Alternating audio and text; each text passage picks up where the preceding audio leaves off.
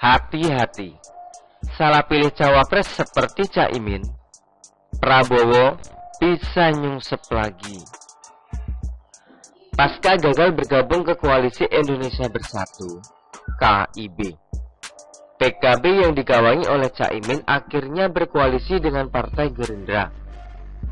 Sebelumnya, memang ada ajakan dari PAN, Golkar, dan P3 untuk bergabung bersama mereka dalam mengikuti kontestasi pemilu 2024 mendatang. Namun syarat yang diberikan Caimin terlalu tinggi, yakni dia yang jadi capresnya, baru PKB mau gabung ke KIB. Hingga ditolak oleh Airlangga Hartarto, Zulkifli Hasan, dan Suharto Monoarfa. Di samping itu, PKB juga pernah membangun koalisi dengan PKS yang mereka beri nama Koalisi Semut Merah. Hanya saja koalisi ini nggak sampai seumur jagung sudah bubar duluan. Jadi bisa dibilang, untuk saat ini koalisi yang paling bertahan PKB adalah dengan Gerindra inilah. Meskipun itu belum dideklarasikan secara resmi. Nah, kalau Gerindra berkoalisi dengan PKB, lantas siapa pasangan capres dan cawapres yang akan diusung? Tentu orang yang paling berpengaruh di partai itu yakni Prabowo dan Caimin. Bisa jadi Prabowo yang jadi capresnya dan Caimin jadi cawapres atau sebaliknya. Hanya saja, kalau berdasarkan perolehan suara partai pada pemilu 2019 silam, maka Prabowo yang layak jadi capresnya. Karena perolehan suara Gerindra berada di urutan kedua terbanyak, sedangkan PKB hanya berada di urutan keempat.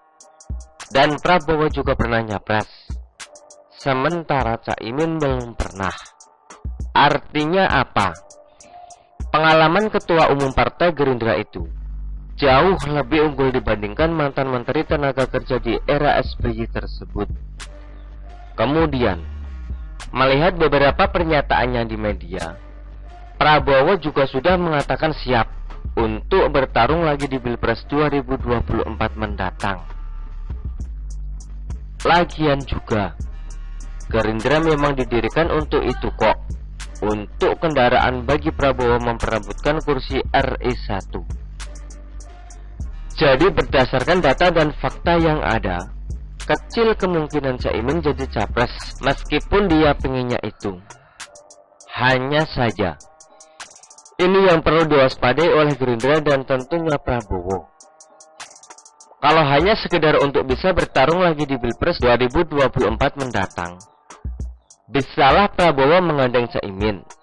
Tapi kalau untuk menang, sulit Ferguson. Oke lah, Prabowo selaku masuk 3 besar sebagai capres dengan elektabilitas tertinggi. Tapi capres yang punya elektabilitas tinggi lainnya, Ganjar dan Anies, juga berpeluang untuk maju. Sehingga bisa dikatakan, untuk saat ini posisinya belum aman. Untuk itu, supaya peluang menangnya lebih besar, maka mau tidak mau, Bas Fadlizon tersebut harus menggandeng cawapres yang elektabilitasnya juga tinggi. Sedangkan Caimin, elektabilitasnya hanya 0,5% doang, kalah sama Ahok, AHY, Hovifah, dan Rizik. Apa yang mau diharapkan dari wakil ketua DPR itu? Yang ada bukannya mendongkrak elektabilitas Prabowo, malah elektabilitas Menan itu jadi turun jika dipasangkan dengan Caimin. Artinya apa? Dari sisi elektabilitas saja, ini sudah merupakan kerugian besar bagi Prabowo jika dirinya berpasangan dengan Muhaimin Iskandar. Selanjutnya, ini juga yang perlu menjadi perhatian. Caimin kini lagi berkonflik dengan PBNU dan keluarga Gus Dur. Yang ini terlihat dari pernyataan Gus Yahya bahwa NU tidak boleh lagi jadi alat politik PKB. Bukannya melakukan introspeksi diri dan legowo menerima pernyataan ketua umum PBNU itu. Caimin malah menampilkan kesan sombong dengan mengatakan Gus Yahya mau ngomong apa saja nggak akan ngaruh terhadap pemilih PKB yang berjumlah 13 juta. Sedangkan putri Gus Dur, Yeni Wahid, pernah dengan telak menyindir Caimin yang nggak tahu diri tersebut dengan mencetuskan kalau elektabilitasnya rendah. Mending sadar diri, nggak usah nyapres. Hal ini pula yang kemudian bikin telinga Caimin jadi panas seketika mendengarnya, hingga tanpa tering aling-aling ia mengatakan, Yeni Wahid itu bukan kader PKB. Yeni itu bukan PKB, bikin partai sendiri saja gagal lolos. Beberapa kali pemilu nyerang PKB nggak ngaruh, PKB malah naik terus suaranya, ujar Caimin dengan nada agak serius. Jadi ngapain ikut-ikut ngatur PKB? Hidupin aja partaimu yang gagal itu. PKB sudah aman nyaman kok. Lanjutnya lagi.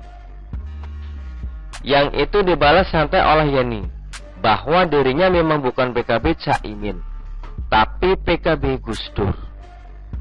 Caimin belum tentu bisa mendirikan partai, kan bisanya cuma nyerobot partai milik orang lain. Hahaha. Asli telak banget. Memang kalau melihat ke belakang, PKB Gus Dur yang didirikan, tapi diambil alih oleh Caimin melalui gugatan ke pengadilan. Inilah yang kemudian membuat keluarga Gus Dur gak suka sama ketua PKB terlama, yakni sejak 2005 silam itu. Jadi dengan adanya perseteruan ini, sudah bisa dipastikan baik PBNU, keluarga Gus Dur, Gus Durian serta simpatisan Presiden RI keempat tersebut tidak akan mendukung Prabowo kalau dirinya tetap menggandeng Caimin sebagai cawapres. Padahal Nahdliyin atau warga NU itu ada banyak banget loh di negeri plus 62 ini, yakni mencapai 108 juta jiwa per 2019 lalu. Ketua PBNU malah dilecehkan oleh Caimin. Akhirnya makin nyungseplah Prabowo efek salah pilih cawapres. Sebagai penutup, Ferdinand Huta Hayan untuk Prabowo. Pak Prabowo, hati-hati salah langkah Pak. Hati-hati salah langkah Pak. Salah pilih cawapres. Politik tidak hanya sekedar cari jodoh demi presidensial threshold, tapi harus logis dan bisa diterima pemilih, yang pada intinya berpasangan dengan cawapres yang elektabilitasnya tinggi saja. Prabowo belum tentu menang, apalagi berpasangan dengan Caimin.